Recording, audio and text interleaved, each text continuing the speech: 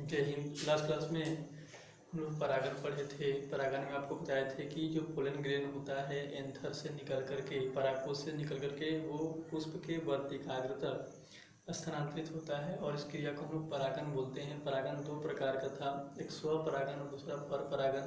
स्वपरागण में एक ही पौधा के बीच परागण का स्थानांतरण होता है और परपरागण में अलग अलग पौधा के पुष्प के बीच में परागण का स्थानांतरण होता है। उसके बाद हम लोग को निषेचन पढ़ना है।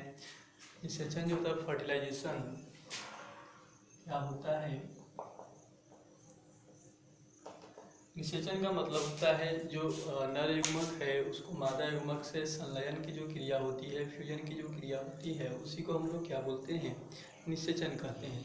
तो निषेचन में जनरली अगर हम लोग प्लांट रिप्रोडक्शन पढ़ रहे हैं तो उसमें अगर निषेचन की बात करें तो पौधों में एक इम्पोर्टेंट टाइप्स का निषेचन होता है जिसको हम लोग द्विनिषेचन या डबल फर्टिलाइजेशन के नाम से जानते हैं।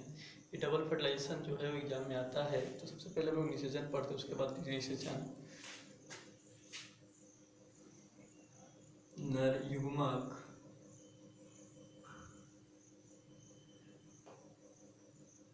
को मादा युग्मक से संलयन, संलयन का मतलब फ्यूजन होता है, की क्रिया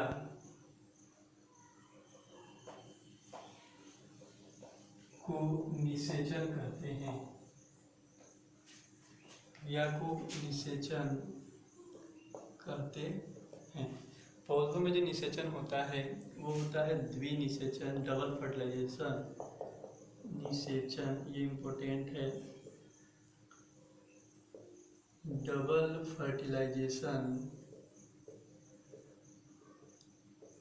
SATION भी लिख सकते हैं। इसमें क्या होता है जनरली समझना है टाइप, इसको पहले लिख लेते हैं। यह आवृत बीजी पौधों का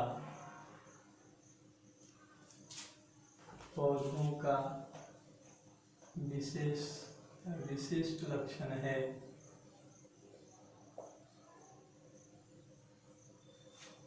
जिसमें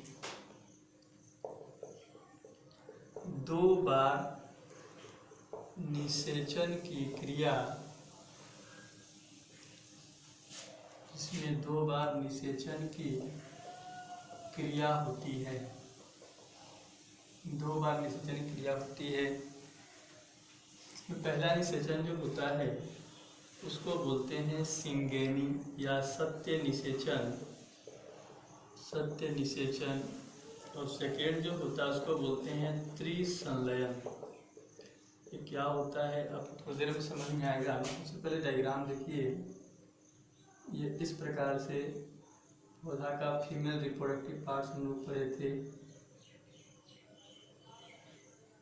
ये नीचे वाला पार्ट जो है ये अंडाशय।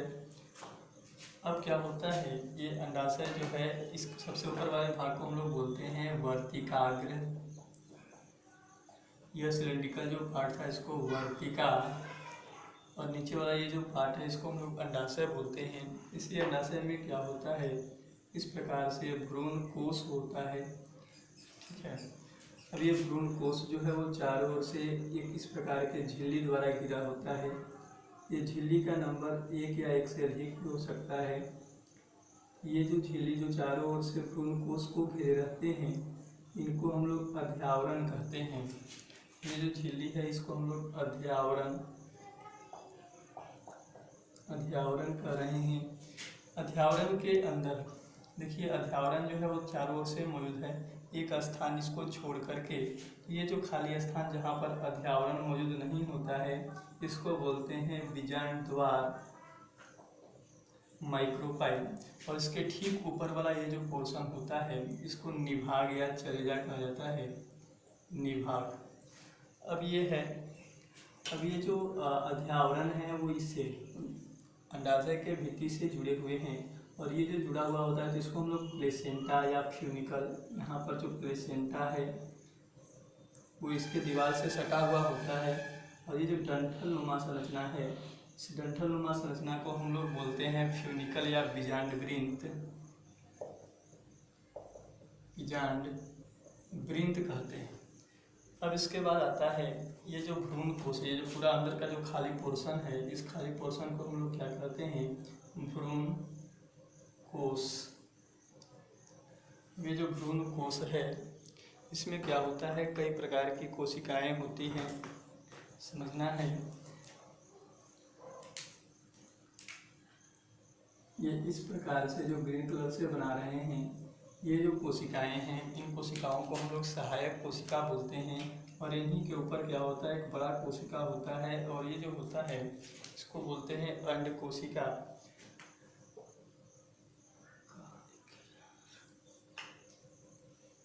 ये जो रेड वाला है इसको अंड कोशिका कह रहे हैं,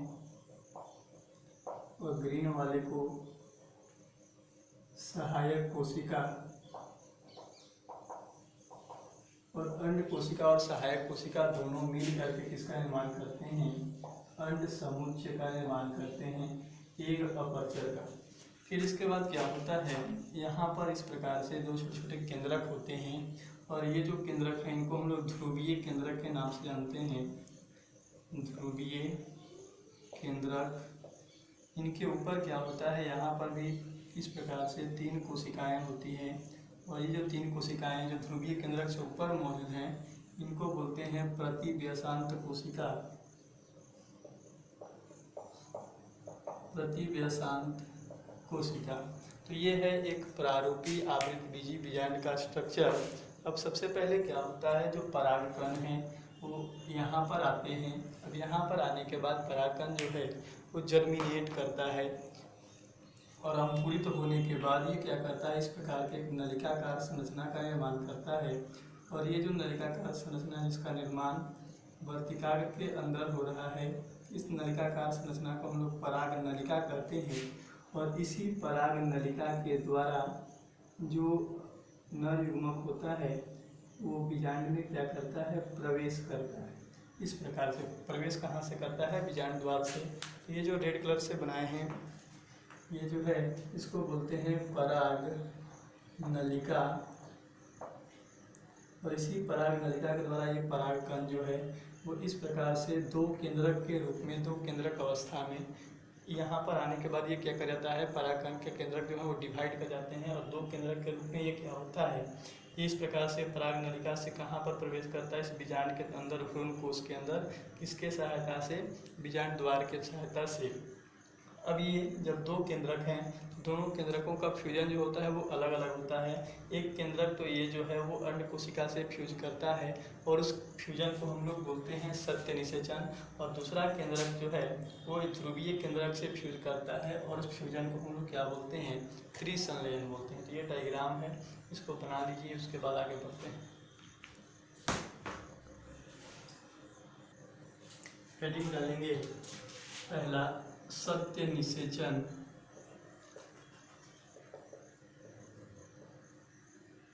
सत्य निषेचन क्या होता है, नर युग्मक को अंड कोशिका से संलयन की क्रिया को, संलयन की क्रिया को सत्य निषेचन कहते हैं। और इस सत्य निषेचन से किसका निर्माण होता है, भ्रूण का निर्माण होता है।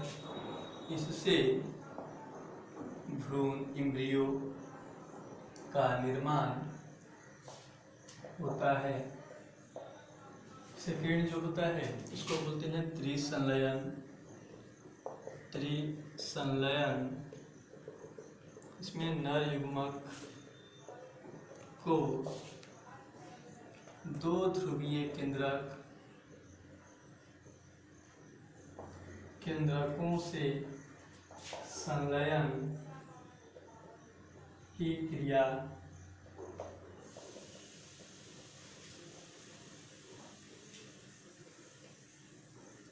को त्रिसंलयन कहते हैं।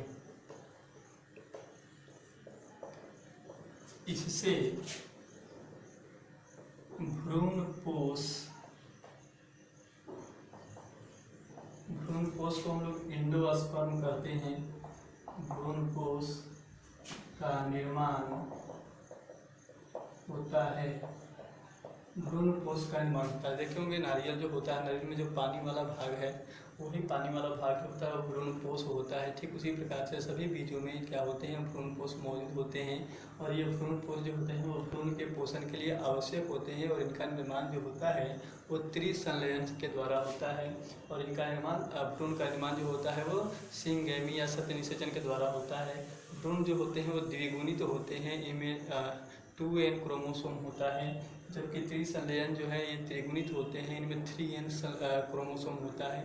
इसको इसके बाद हम लोग को जो पढ़ना है, निषेचन के बाद बीज का निर्माण होता है और फल का निर्माण होता है।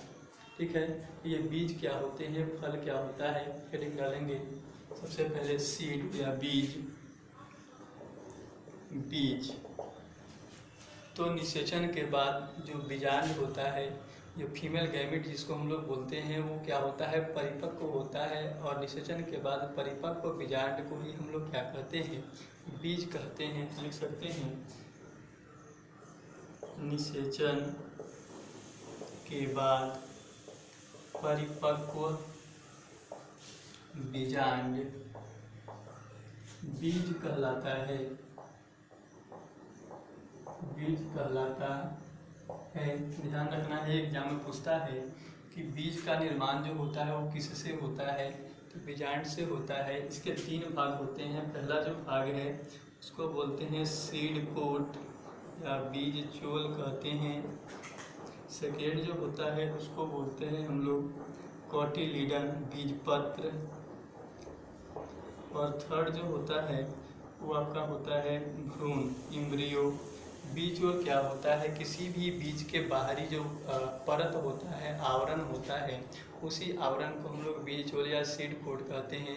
जब आप सीड कोट को बाहर निकालते हैं तो उसके नीचे जो दाल जैसा जो भाग होता है, इसमें भोजन संग्रहित होता है, उसको हम लोग बीज पत्र कहते हैं। और उन बीज पत्रों के बीच में एक छोटा सा शिशु पौधा होता है, उस शिशु पौधा को हम लोग क्या बोलते हैं, भ्रूण कहते हैं। और ये तीनों जो है वो किसके भाग होते हैं, बीज के भाग होते हैं। इसको नोट कर लीजिए, इसके बाद आगे बढ़ते हैं। फिर लेंगे फल। फल क्या होता है, जैसे परिपक्व बीजांड जो था वो बीज था, ठीक उसी प्रकार से जो अंडाशय होते हैं फूल के, वो अंडाशय परिपक्व होते हैं। तो परिपक्व अंडाशय को ही हम लोग क्या कहते हैं, फल कहते हैं। लिख सकते हैं परिपक्व अंडाशय। अंडाशय फल कहलाता है। तो फल का विकास जो है वो किससे हो रहा है, अंडाशय से हो रहा है। लेकिन कुछ फल ऐसे होते हैं जिनका विकास जो होता है वो अंडाशय को छोड़ करके पुष्प के अन्य भाग से होता है। तो जो फल है, फल का विकास अंडाशय से हो रहा है कि पुष्प के अन्य भागों से हो रहा है, इसके आधार पर जो फल होते हैं उसको 2 भागों में बांटा गया है। ऐसे फल जिनका विकास अंडाशय से होता है उनको सत्य फल बोलते हैं, ट्रू फ्रूट बोलते हैं। और ऐसे फल जिनका विकास अंडाशय को छोड़ करके पुष्प के अन्य भागों से होता है उसको हम लोग असत्य फल, फॉल्स फ्रूट भी बोलते हैं। इसको हेडिंग डालेंगे सत्य फल और असत्य फल। सत्य फल ट्रू फ्रूट क्या होते हैं, ऐसे फल जिनका विकास पुष्प के अंडाशय से होता है। ऐसे फल जिनका विकास पुष्प के अंडाशय से होता है उसे सत्य फल कहते हैं। बहुत सारे जो हम लोग फल से देखते हैं, आम हो गया, लीची हो गया, नारंगी हो गया, ये सब के सब जो है वो ट्रू फ्रूट के अंदर आते हैं, सत्य फल के अंदर आते हैं। इसके बाद आता है कूट फल या आभासी, या इसी को असत्य फल के नाम से भी जानते हैं और इंग्लिश में इसको फॉल्स फ्रूट कहते हैं। ये क्या होते हैं, ऐसे फल होते हैं जिनका विकास अंडाशय को छोड़कर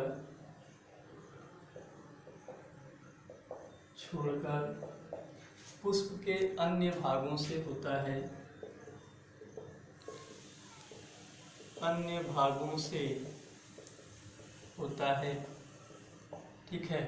जैसे में आ जाता है सेब, जो सेब है वो असत्य फल है और इसका विकास जो होता है वो पुष्पासन से होता है। पुष्पासन से होता है। इसी प्रकार से काजू, ये भी जो है वो असत्य फल है।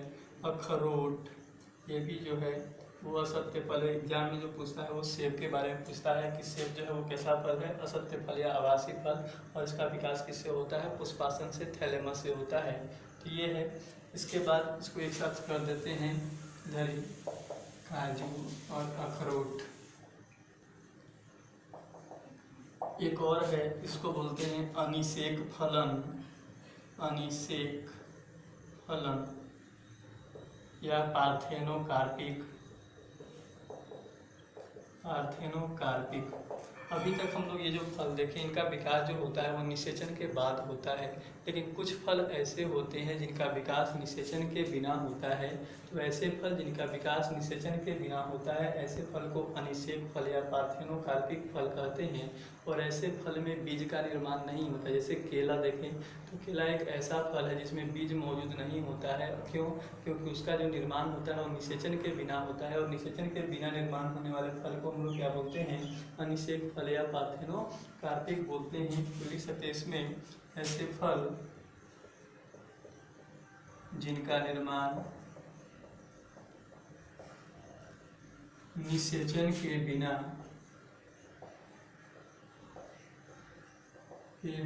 होता है, उसे पार्थेनोकार्पिक फल कहते हैं। उसे पार्थेनोकार्पिक फल कहते हैं। जैसे केला। तो ये यहाँ पर क्या होता है, पौधों में जनन जो है वो समाप्त होता है। इसके बाद जो हम लोग को पढ़ना है वो जंतुओं में जन्म पढ़ना है, खास करके मनुष्य में जनन। तो इसको नोट कर लीजिए, उसके बाद हेडिंग डालेंगे, हम लोग पढ़ेंगे।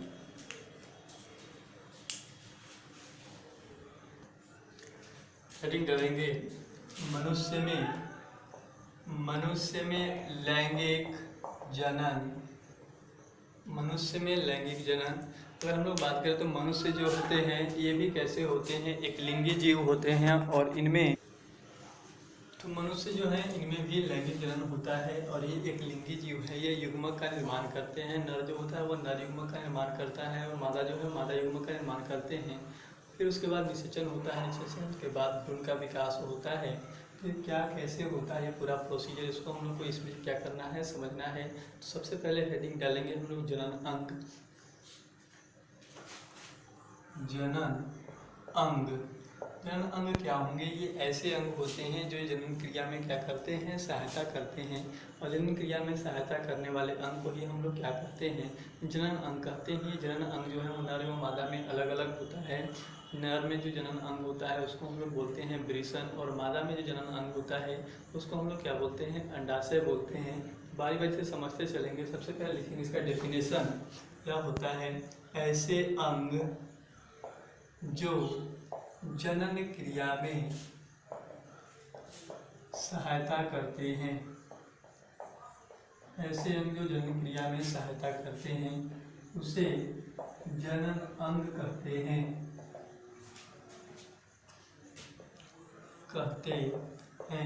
वे जनन अंग होते हैं। इनको दो भागों में बांटा जाता है।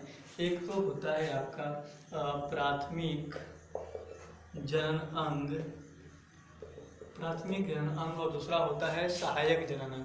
प्राथमिक जनन अंग क्या होते हैं, ऐसे जनन अंग होते हैं जो प्रत्यक्ष रूप से क्या करते हैं, जन्म में भाग लेते हैं। कह सकते हैं कि जो जिनमें युग्मक का निर्माण होता है, अंडाणु और शुक्राणु का निर्माण होता है, ऐसे अंग को हम लोग प्राथमिक जनन अंग कहते हैं। और ऐसे जनन अंग जिनमें युग्मक का निर्माण नहीं होता है, जो प्रत्यक्ष रूप से जन्म क्रिया में भाग नहीं लेते हैं, उनको हम लोग क्या बोलेंगे, सहायक जनन अंग बोलते हैं। सबसे पहले प्राथमिक जनन अंग देख लेते हैं।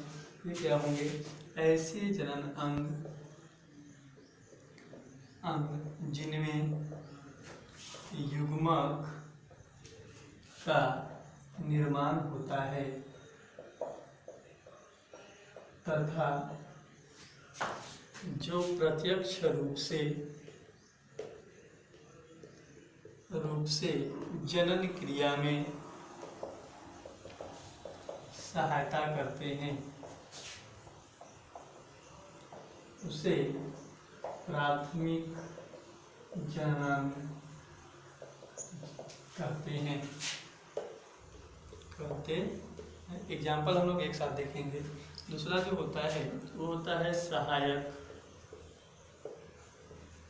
जनन अंग। ये क्या होते हैं? ये ऐसे अंग होते हैं, ऐसे जनन अंग जिनमें युग्मक का निर्माण, युग्मक हम लोग शुक्राणु और अंडाणु को बोल रहे हैं, का निर्माण नहीं होता है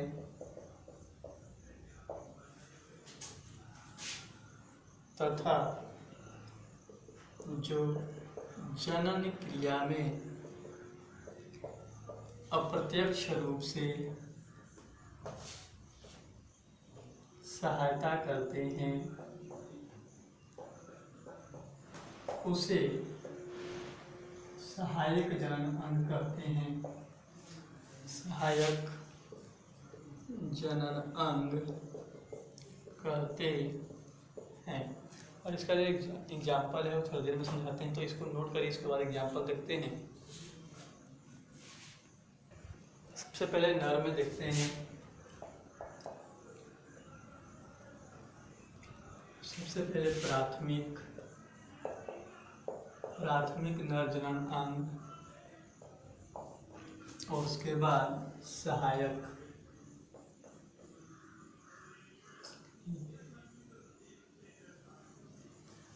प्राथमिक जो होता है नर में वो वृषण होता है, टेस्टिस जिसको बोलते हैं। और सहायक में कई आ जाते हैं। पहला जो होता है उसको बोल सकते हैं अधिवृषण, अधिवृषण, शुक्र जनन नलिका, नलिका, शुक्रवाहिनी, शुक्राशय, शीशन, पुरस्थ ग्रंथि, काउपर ग्रंथि।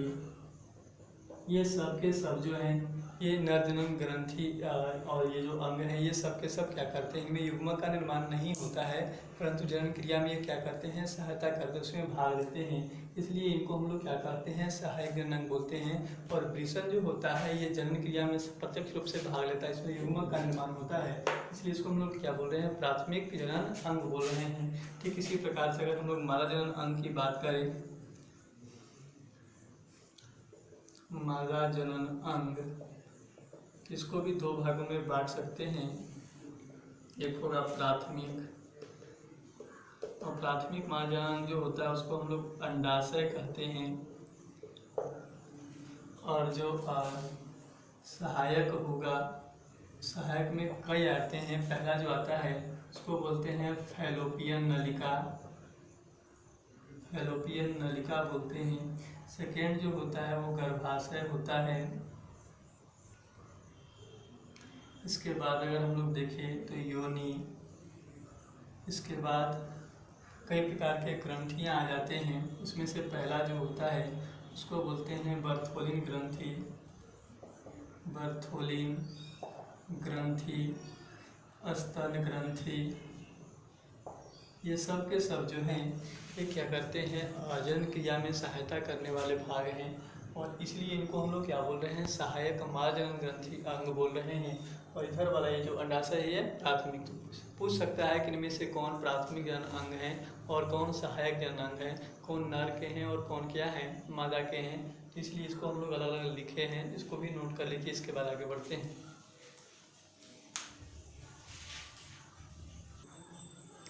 अब हम लोग बारी बारी से जनन अंगों के बारे में पढ़ेंगे। तो सबसे पहले आता है नर जनन अंग, और उसमें पहला हेडिंग डालेंगे वृषण।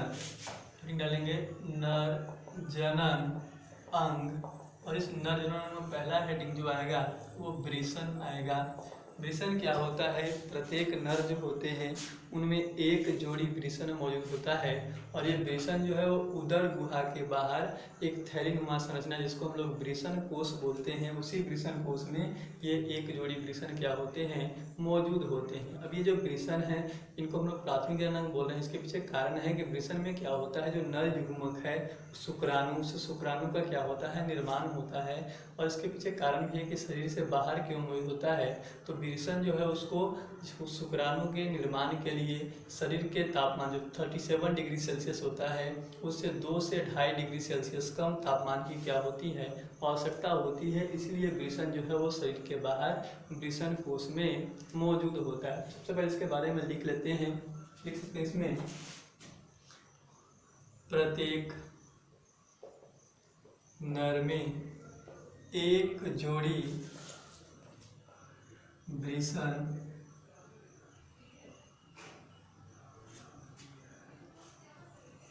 मौजूद होता है। वृषण शरीर के बाहर लिख सकते हैं, शरीर के बाहर वृषण कोश में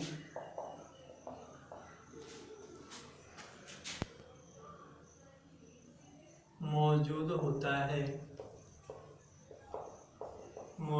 ध्यान रखना है वृषण कहाँ पर मौजूद होता है, वृषण कोश में मौजूद होता है। दूसरा इसका काम आता है, वृषण जो है वृषण में नर युग्मक शुक्राणु का निर्माण होता है। नर युग्मक शुक्राणु का निर्माण होता है। नेक्स्ट जो है वो इम्पोर्टेंट पॉइंट है,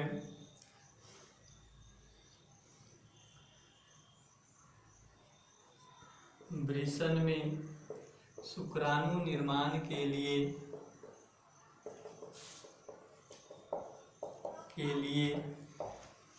शरीर के तापमान से 2 से 2.5 डिग्री सेल्सियस 2 से 2.5 डिग्री सेल्सियस कम तापमान की आवश्यकता होती है। ये सिंपल सा है। वृषण क्या होता है, तो वृषण एक गोलाकार रचना होता है जो कहाँ पर, शरीर के बाहर वृषण कोश में। वृषण कोश क्या है, एक थैलीनुमा रचना होता है और उसी थैलीनुमा रचना में शरीर के बाहर ये मौजूद होता है। कह रहा है कि वृषण जो है इसमें क्या होता है, नर युग्मक शुक्राणु का निर्माण होता है और शुक्राणु निर्माण के लिए क्या होता है, शरीर के जो टेम्परेचर होता है उसे 2 से 2.5 डिग्री सेल्सियस, इसको इम्पोर्टेंट कर लेना है, 2 से 2.5 डिग्री सेल्सियस कम टेम्परेचर की आवश्यकता होती है। ये पूछता है ऑब्जेक्टिव क्वेश्चन में। ये कहीं कहीं पर 1 भी लिखा रहता है, कहीं कहीं पर 2 भी लिखा रहता है, कहीं पर 2 से 2.5 भी लिखा रहता है। जो स्टैंडर्ड 12 क्लास के NCERT में दिया हुआ है वही हम यहाँ पर क्या कर दिए हैं, लिख दिए हैं। तो इसको आप क्या कर लीजिए, नोट कर लीजिएगा। इसके बाद हम लोग को पढ़ना है वृषण की संरचना, उसका अनुप्रस्थ काट, हेडिंग इसको नोट करिए। उसके बाद हेडिंग डालते हैं।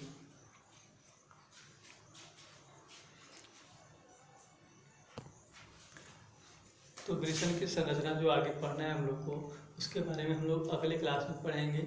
तो ये सब नोट करने के बाद इसको पढ़िएगा, समझने का कोशिश करिएगा। बाकी विशेष अगले क्लास में। तब तक के लिए धन्यवाद।